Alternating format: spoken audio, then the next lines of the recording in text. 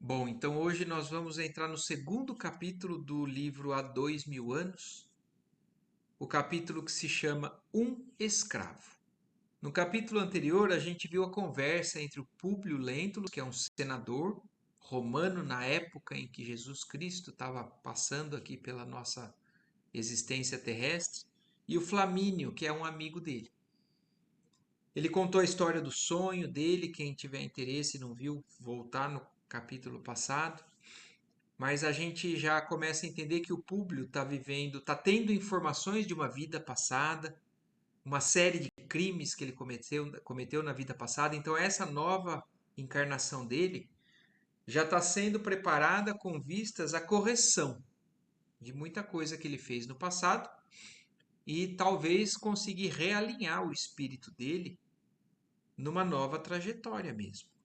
Mas nós vamos ainda descobrir muita coisa. Vamos começar que esse capítulo tem muita coisa interessante também com relação até ainda a coisas que o Públio Lentulus, o espírito, né, do Públio carrega. Então vamos lá. Um escravo. Desde os primeiros tempos do Império, a mulher romana havia se entregado à dissipação e ao luxo excessivo, em detrimento das obrigações santificadoras do lar e da família. Então a gente sabe que na humanidade, na era em que a gente está estudando, o Império Romano dominava, né, quase toda a região. E o Império Romano, como está falando aqui no início, já logo no começo desse capítulo,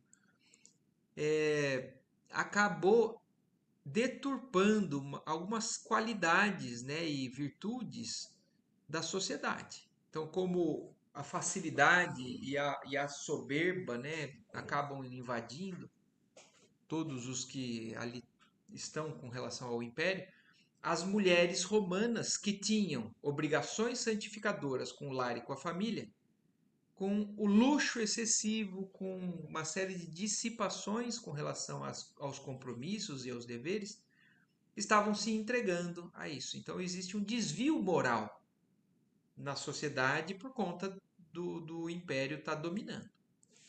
A facilidade na aquisição de escravos empregados nos serviços mais grosseiros, como nos mais elevados místeres de ordem doméstica, e inclusive os da própria educação e instrução, havia determinado grande queda moral no equilíbrio das famílias patrícias, porquanto a disseminação dos artigos de luxo, vindos do Oriente, aliada à ociosidade, amolecera as fibras de energia e de trabalho das matronas romanas, encaminhando-as para as frivolidades da indumenta, para as intrigas amorosas, a preludiar a mais completa desorganização da família, no esquecimento das suas tradições mais apreciáveis. Então, culturalmente, Roma, né, a Itália, tinham certos valores que com essa fase que a humanidade naquele local estava vivendo, estava deturpando. Então, eles eram poderosos, ricos. Eles já tinham a possibilidade e eles abusavam dos outros povos, né? Os escravos, como falou, os escravos estavam fazendo as funções domésticas, os escravos estavam ensinando as crianças, a educação e tudo mais. Então tinha mais tempo para as pessoas se perderem no seu egoísmo, nas suas questões, né, de satisfações pessoais. Contudo, algumas casas haviam resistido heroicamente a essa invasão de forças perversoras e criminosas. Mulheres havia ao tempo que se orgulhavam do padrão das antigas virtudes familiares, de quantas as tinham antecedido no labor construtivo das gerações de tantas almas sensíveis e nobres. Ele está falando esse contexto para explicar o que ele vai falar agora. As esposas de Públio e Flamínio, os dois que a gente estava estudando no capítulo anterior, eram desse número. Eram do número de mulheres ainda mantendo os valores da família, da moral e tudo mais. Então, olha como até nisso a gente vê a bênção divina, né? A gente viu no capítulo passado que o Públio foi criminoso, mas tinha uma alma diferenciada na presença daqueles espíritos de luz, que ele reconhecia como sendo a Lívia. E essa pessoa se determinou a vir junto na encarnação, nessa encarnação que vai ser uma encarnação difícil para ele, na presença de como se fosse um anjo encarnado, ou um apoio, um esteio. E a gente sabe que existem pessoas ao nosso redor que muitas vezes são esses esteios, né? A Lívia, a esposa do Públio, ela era um espírito com uma elevação razoável, com valores incorruptíveis, com uma certa luz. E aí eles falam que também a esposa de Flamínio, que era o amigo, né, o grande amigo do Públio, também era desses espíritos mais valorosos. Criaturas inteligentes e valorosas, ambas fugiam da onda corruptora da época, representando dois símbolos de bom senso e simplicidade. Então, outra coisa faz a gente pensar com relação a isso, né? Às vezes a gente acha que o meio corrompe as pessoas, né? E a gente, com o estudo do Espiritismo, a gente vê que não é bem assim. As pessoas que são suscetíveis à corrupção podem se corromper, são aquelas que estão num nível ainda intermediário de valores. As que têm valores adquiridos são incorruptíveis em determinados setores ou níveis. Então, estas duas estavam vivendo numa época onde com facilidade se desviava, mas elas já eram de certa elevação que não eram influenciadas por essas condutas da maioria. Eram símbolos de bom senso e simplicidade. As últimas expressões do inverno já haviam desaparecido no ano de 32, entornando pela terra, alegre, quente e alegre, uma taça imensa de flores e perfumes. Num dia claro e ensolarado, vamos encontrar Lívia e Calpurnia. Lívia, mulher de Públio, Calpurnia, mulher de Flamínio, na residência da primeira, em amável palestra, enquanto dois rapazinhos desenham distraidamente a um canto da sala. As duas senhoras organizam aprestos de viagem, corrigindo defeitos de algumas peças de lã e trocando impressões íntimas à meia voz, em tom amigo e discreto. Então vocês se lembram também que no final do capítulo passado, o Flamínio sugeriu ao público que se mudasse para a Judéia, por conta da doença da filha, que se chama Flávia. E então o que está acontecendo aí, só que ele falou que a esposa estava grávida, que teria que ser depois que o filho nascesse. Então o que está se passando aí já é um avançar desse tempo, que eles já estão se preparando para a viagem. Em dado momento, os dois meninos alcançam um dos quartos contíguos, enquanto Lívia chama a atenção da amiga nesses termos: teus pequenos não têm hoje os exercícios habituais? Então, os dois meninos são filhos da Calpurnia. A Lívia tem a Flávia, que é doente, e tem o menininho novo que nasceu há pouco tempo, o bebê. Não, minha boa Lívia, respondeu Calpurnia com delicadeza fraternal, adivinhando-lhe as intenções. Não só Plínio, mas também Agripa, consagraram o dia de hoje à doentinha. Quer dizer, eles resolveram realmente vir comigo para poder ficar com a sua filha, a Flávia, que é doente, né? Adivinho as tuas vacilações e escrúpulos maternos, considerando a boa saúde dos nossos filhinhos. Mas teus receios são infundados.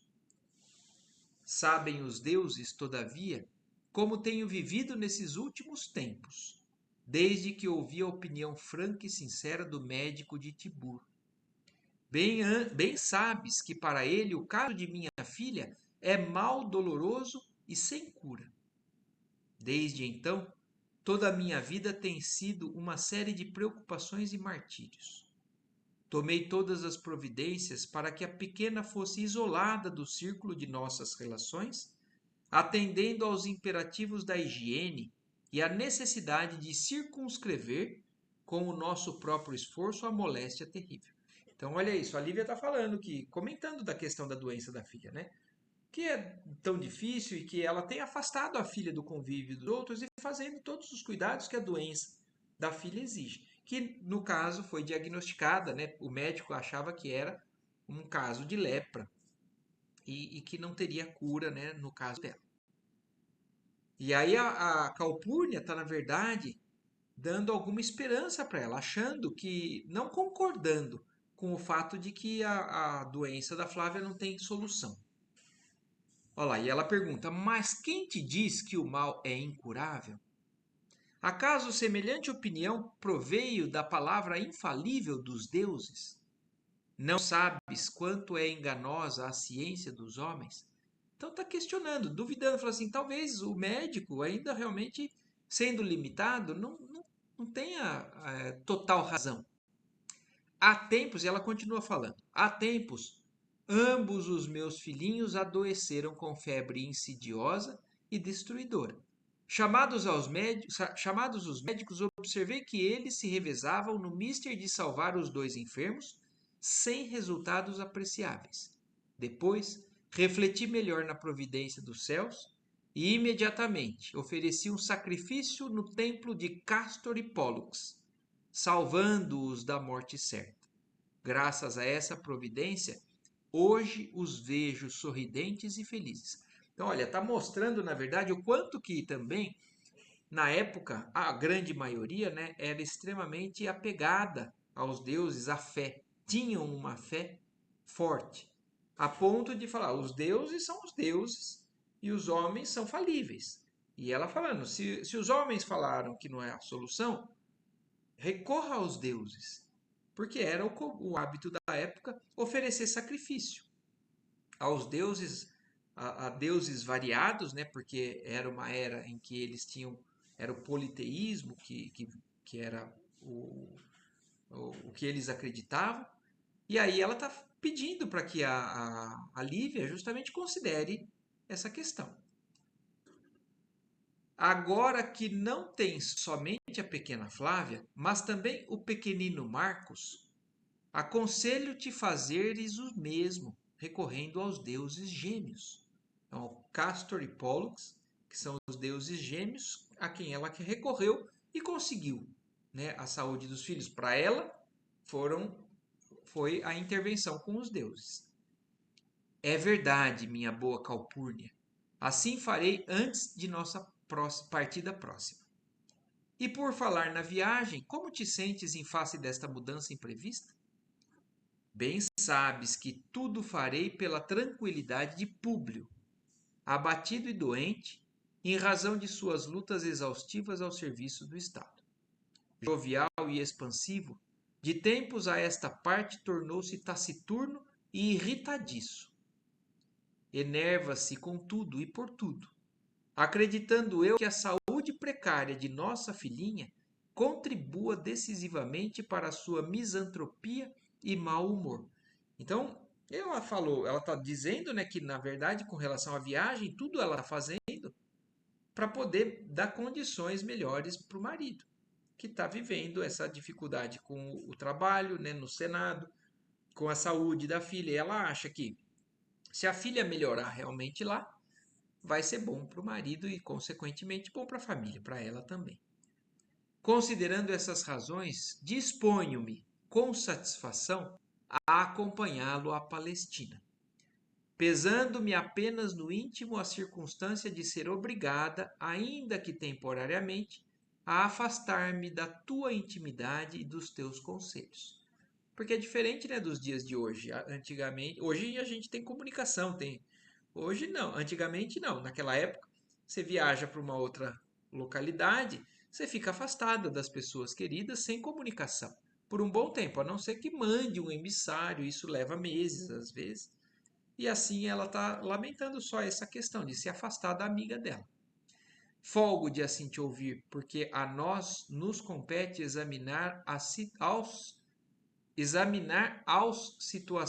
a situação daqueles que o nosso coração elegeu para companheiros de toda a vida, tudo envidando por suavizar-lhes os aborrecimentos do mundo. Públio, é um bom coração, generoso e idealista. Mas, como patrício descendente de família das mais ilustres da República, é vaidoso em demasia.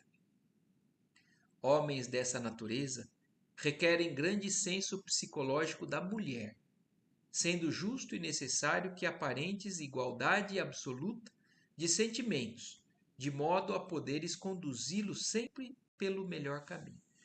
Então, a gente já vê da personalidade do Públio, né, que ele tem valores, ele tem um certo avanço moral, né? A própria Calpurnia está citando, ele tem um bom coração, é generoso, é idealista, mas, como ela falou, como a maioria dos descendentes da família que ele faz parte, né, que já são ilustres da República, ele é vaidoso em demasia.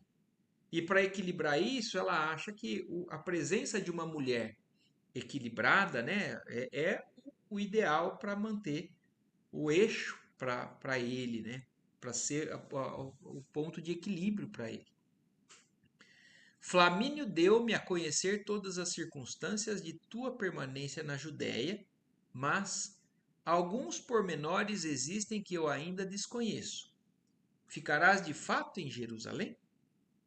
Sim, Públio deseja que nos fixemos na mesma residência do seu tio Sálvio, em Jerusalém, até que possamos eleger o melhor clima do país, de maneira a beneficiar a saúde de nossa filhinha. Está bem, exclamou Calpurnia, assumindo ares da maior descrição. Em face da tua inexperiência, sou obrigada a esclarecer o teu espírito, considerando a possibilidade de quaisquer complicações futuras. A Calpurnia sabe de algo além, né?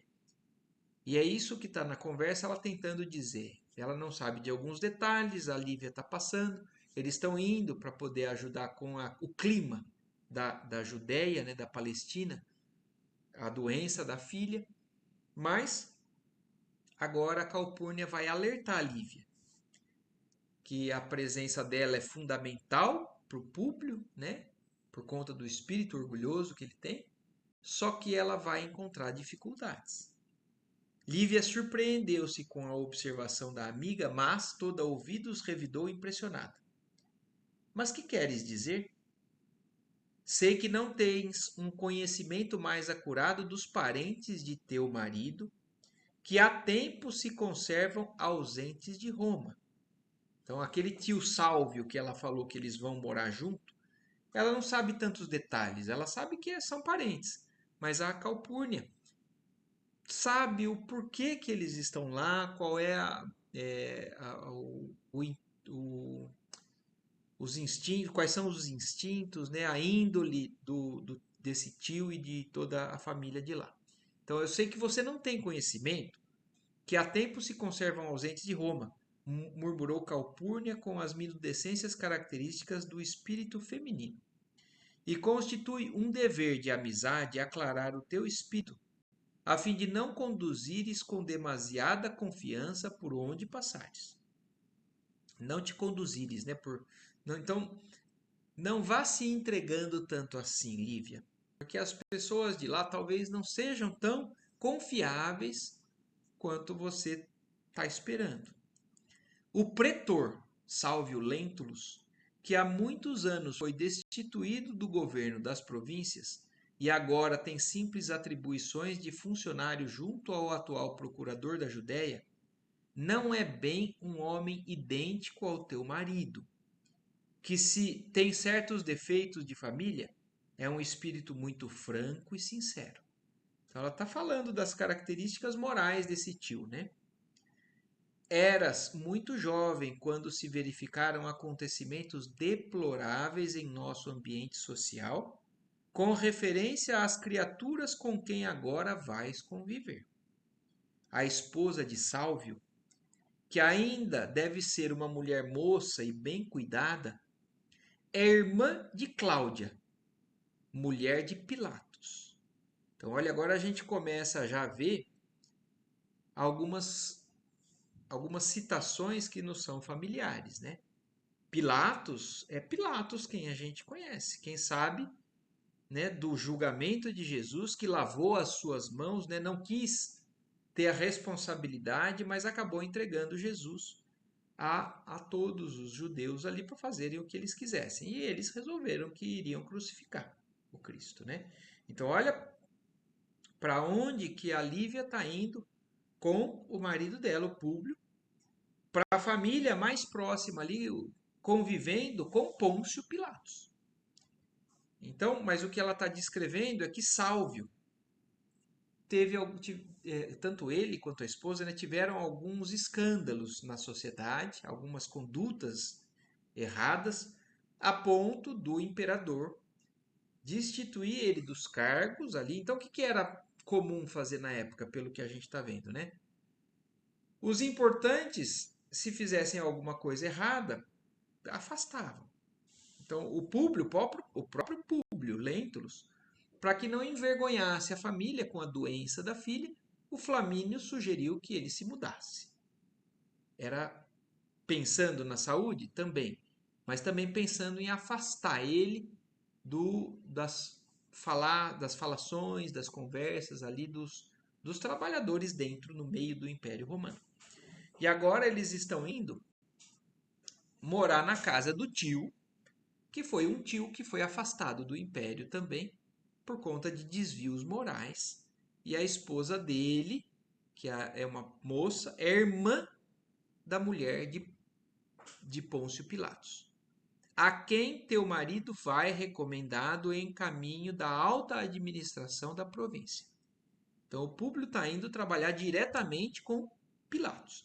E a gente vai ver até o final do livro, porque Públio Lentulus, o senador romano, estava com Pôncio Pilatos no dia em que Jesus foi levado a ele, para que Pôncio Pilatos decidisse o destino de Jesus. Então, olha o grau de importância da história que nós estamos tendo, né? Em Jerusalém vais encontrar toda essa gente, de costumes bem diferentes dos nossos, e precisas pensar que vais conviver com criaturas dissimuladas e perigosas. Não temos o direito de reprovar os atos de ninguém, a não ser em presença daqueles que consideramos culpados ou passíveis de recriminações. Mas devo prevenir-te de que o imperador foi compelido a designar essa gente para serviços no exterior, considerando graves assuntos de família na intimidade da corte. Então ela olha, a Calpurnia tem noção, fala assim, ó, eu sei que o certo não é falar mal de alguém pelas costas, né? Sem a presença desse alguém. A boa conduta moral, isso já é um ensino para todos nós, né? Porque às vezes a gente fala mal de alguém, a pessoa não estando perto da gente. Olha o que é um exemplo de moralidade, né? Mas é que no caso ela falou assim: eu preciso te orientar de que as circunstâncias foram assim, porque você está indo morar na casa dessa pessoa. Que os deuses me perdoem as observações da ausência, mas é que, na tua condição de romana e mulher de senador ainda jovem, serás homenageada pelos nossos conterrâneos distantes, homenagens que receberás em sociedade como ramalhetes de rosas cheios de perfume, mas também cheios de espinhos. Então, já alertando que vai ser difícil essa estada da Lívia ali na Judéia. Lívia ouviu a amiga, entre espantada e pensativa, exclamando em voz discreta, como quem quisesse desfazer uma dúvida. Mas o pretor Sálvio não é homem idoso? Estás enganada. É pouco mais moço que Flamínio, mas os seus apuros de cavalheiro fazem da sua personalidade um tipo de soberba aparência. Como poderei levar a bom termo os meus deveres no caso de me cercarem as perfídias sociais, os desvios, né, sociais, tão comuns em nosso tempo, sem agravar o estado espiritual de meu esposo? Então, olha, agora a Lívia está um pouco preocupada, falando, meu Deus, como é que eu vou conseguir, num ambiente desse, manter o que a gente está se propondo para ir para lá para melhorarem as coisas, né?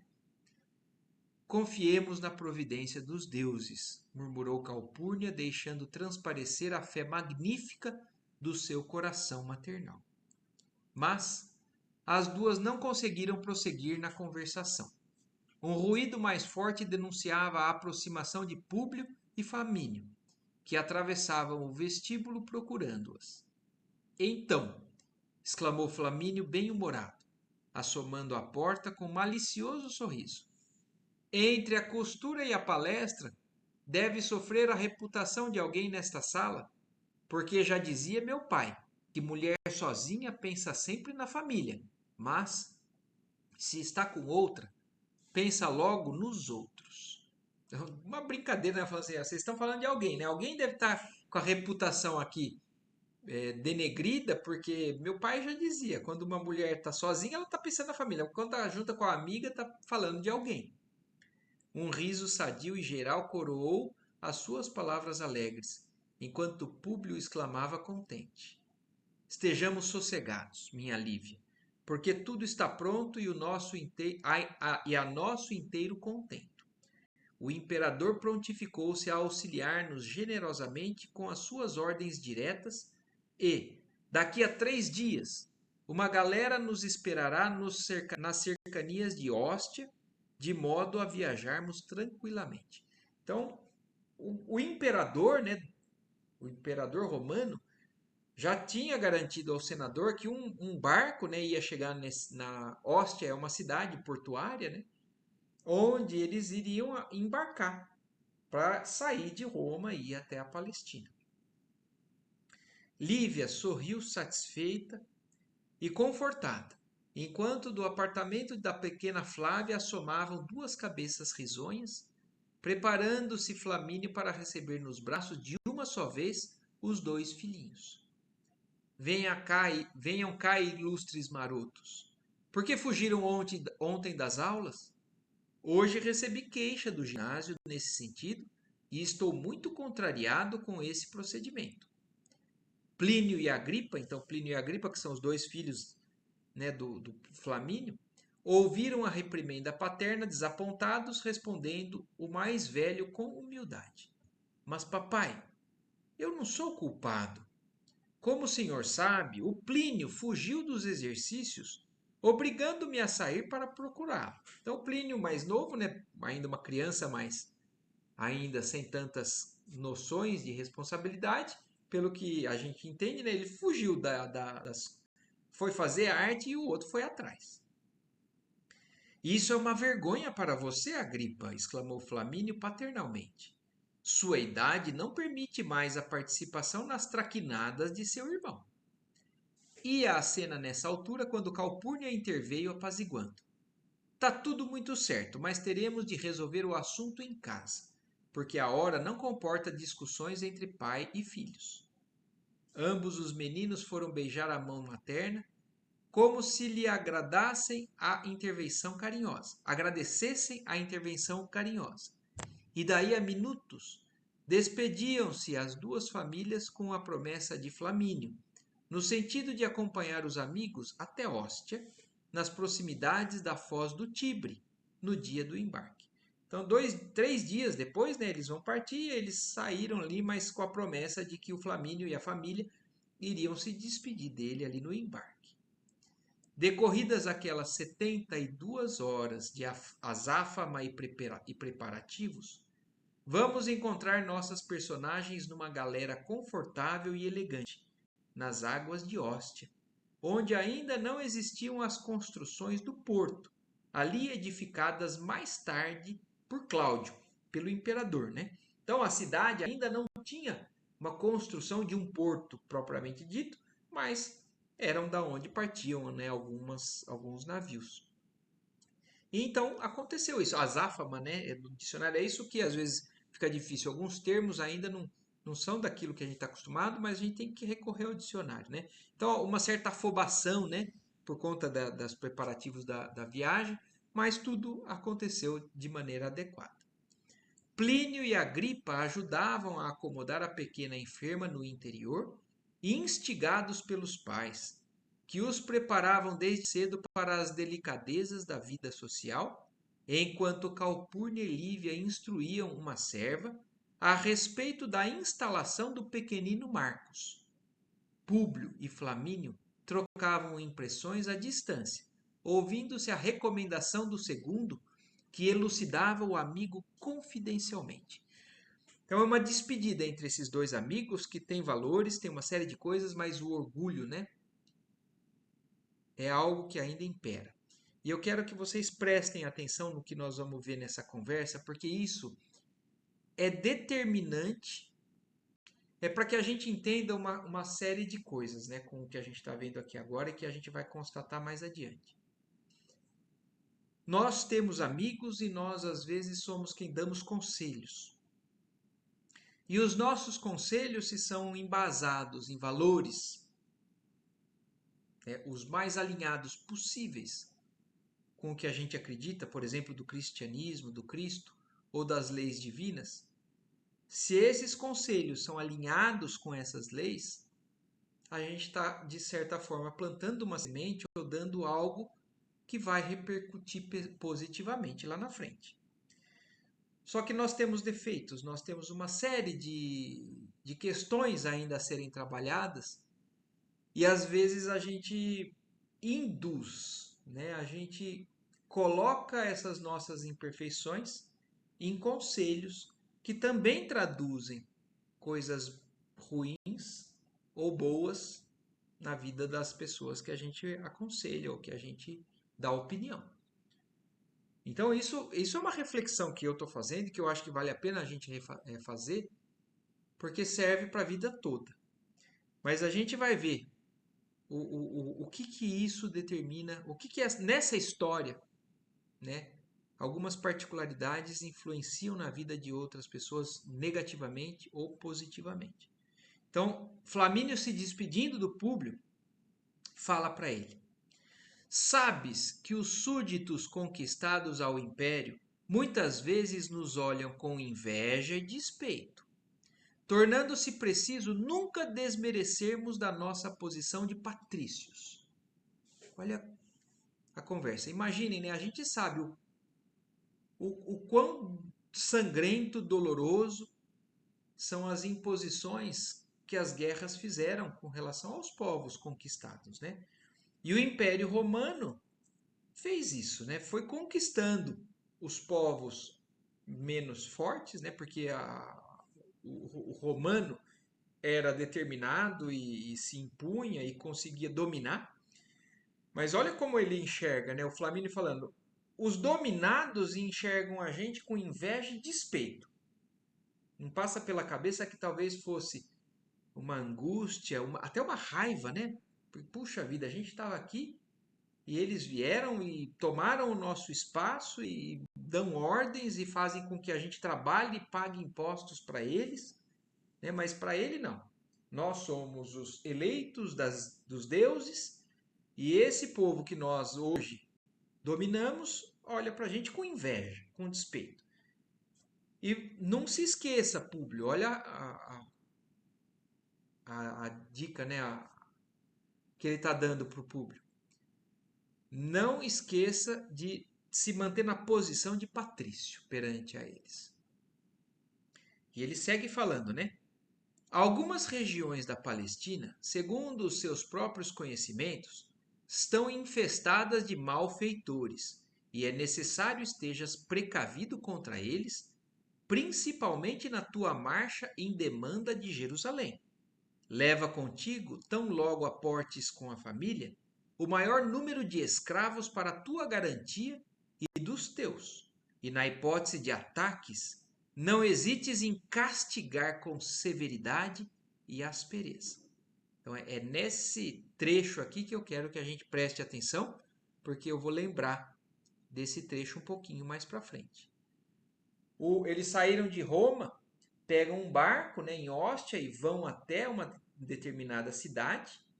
Dessa cidade eles têm que fazer um caminho em terra. E é nesse caminho que o Flamínio está alertando. Homens malvados existem por ali. Se você for atacado, não hesite em castigar com severidade e aspereza. se esquecendo, né, que estamos lidando com seres humanos, com dificuldades, talvez com problemas com relação a essa conquista que aconteceu, mas a orientação é bem clara que Flamínio dá. É um conselho para castigar, não hesites em castigar com severidade e aspereza. Públio recebeu a exortação atenciosamente, e daí a minutos movimentavam-se ambos no interior da nave, onde o viajante interpelava o chefe dos serviços. Então, Aulus, tudo está pronto? Sim, ilustríssimo. Apenas aguardamos as vossas ordens para a partida. Quanto aos nossos trabalhos, podeis ficar tranquilo, porque escolhi a dedo os melhores cartaginenses para o serviço de remos. Com efeito, começaram ali as últimas despedidas. As duas senhoras abraçavam-se com lágrimas enternecidas e afetuosas, enquanto se expressavam promessas de perene lembrança e votos aos deuses pela tranquilidade geral. Derradeiros abraços comovidos e largava a galera suntuosa, onde a bandeira da águia romana tremulava orgulhosa. Só para a gente também se acostumar com os termos, né? Galera, né? É navio. É o termo que se usava na época.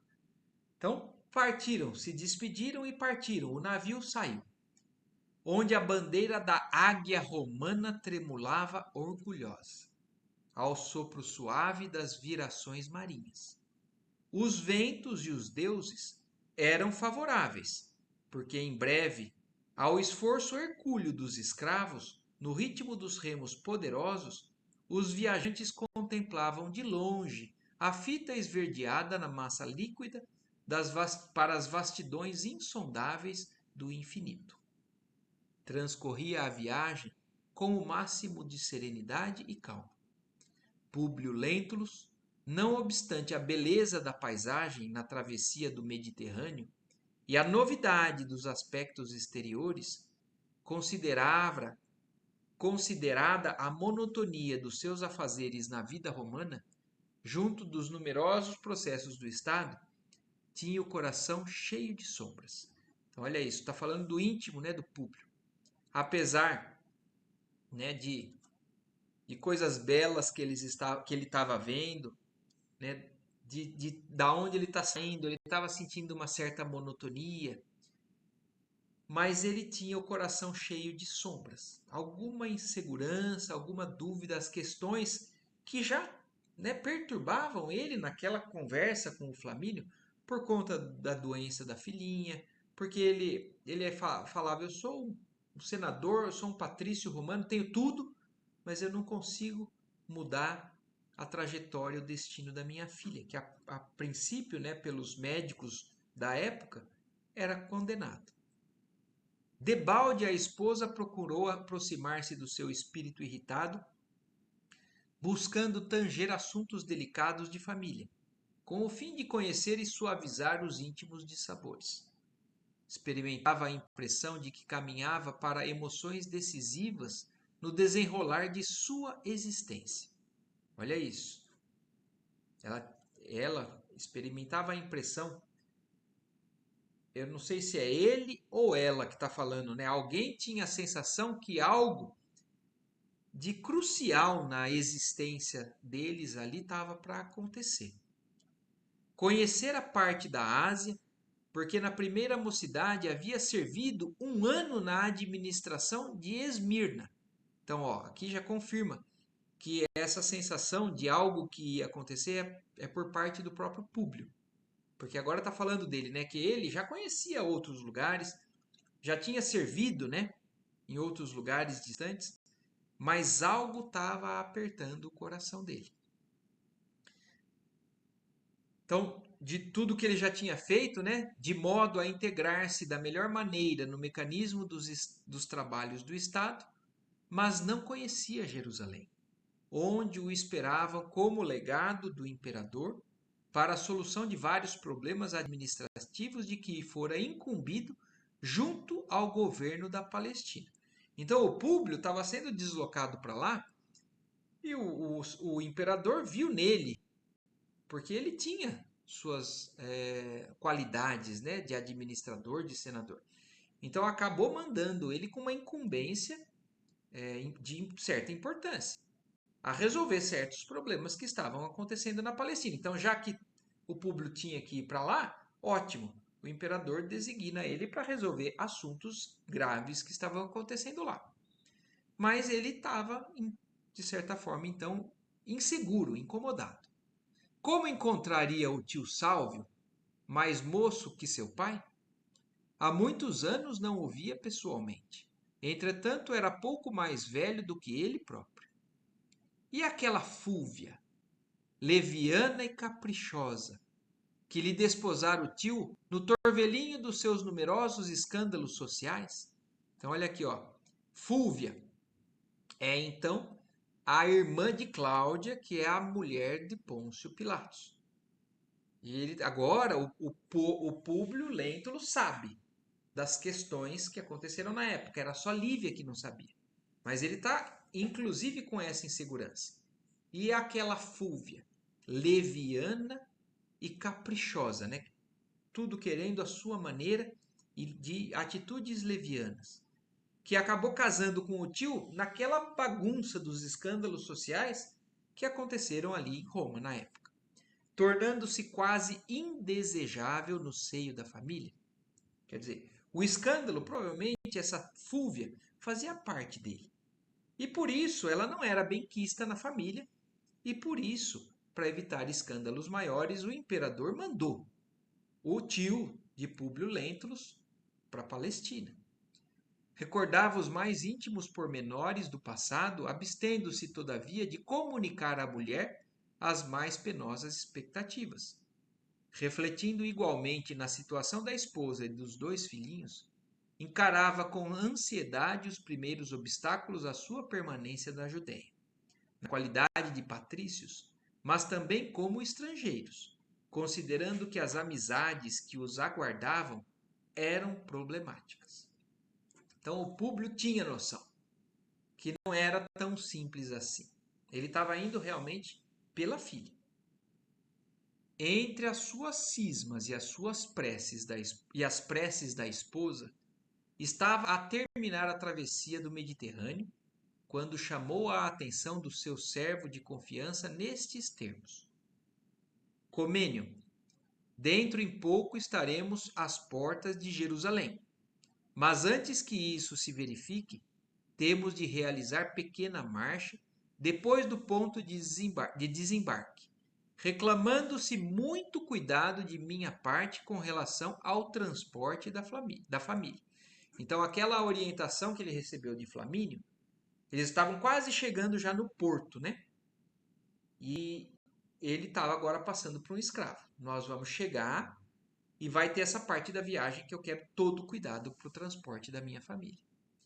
Esperam-se alguns representantes da administração da Judéia, mas certamente estaremos acompanhados dos teus cuidados, pois vamos aportar em região para mim desconhecida e estrangeira.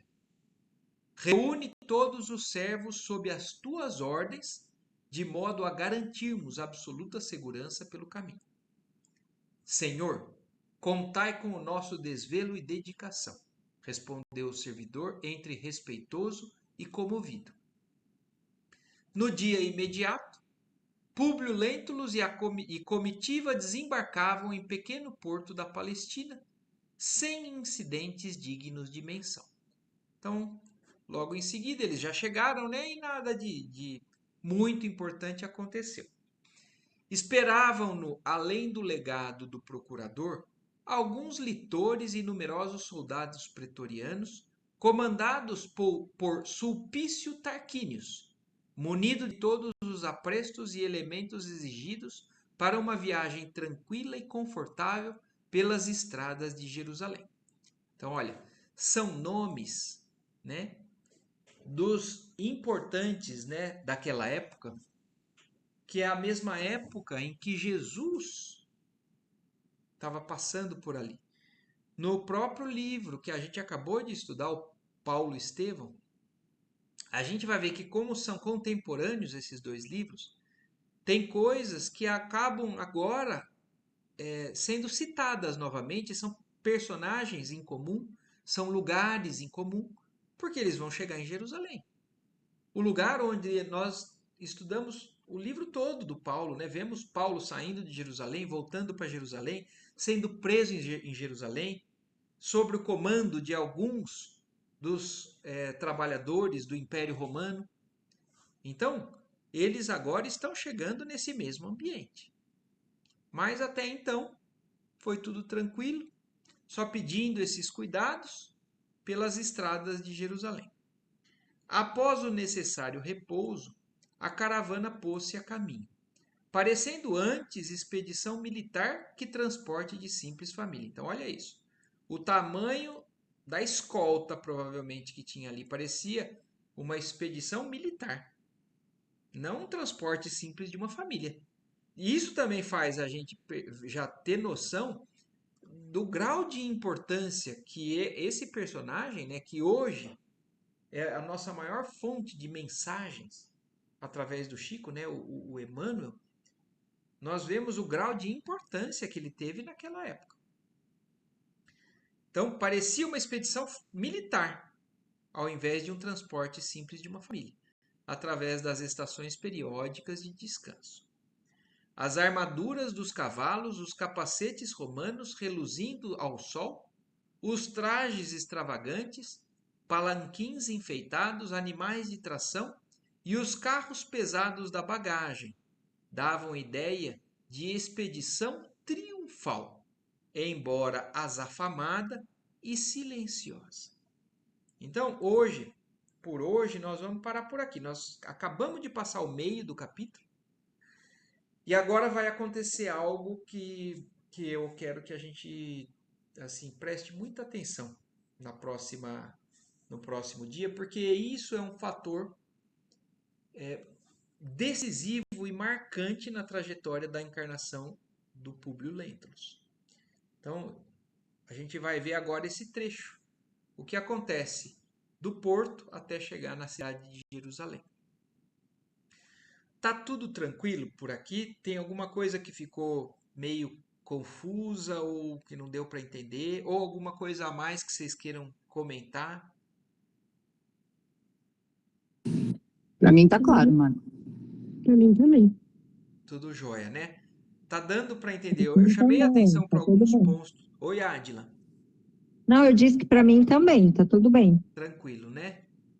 Gandolfo, Para mim também, Patrícia, então tá tranquilo. jóia. Apesar dos termos, né? Alguns termos são realmente mais difíceis por conta da literatura um pouquinho mais com termos diferentes, mas eu acho que está bem claro. E agora a gente vai, então, na próxima vez, a gente vai ficar um pouco ansioso aqui, né? Que eu não vou continuar e parar no meio desse processo, porque a gente não vai conseguir acabar o capítulo. E aí, na próxima vez, a gente vê. Certo? Perfeito. Tá ótimo. Então tá ótimo. Agradecemos a Deus mais uma vez pela mais um dia juntos aqui. Uma ótima semana para todos, então. Tá bom? Ótimo. Ana, obrigada, Marco, mais uma vez. Obrigada, Marcos. Obrigada, Tchau, Marco. tchau. Boa semana. Beijo. Boa Tchau.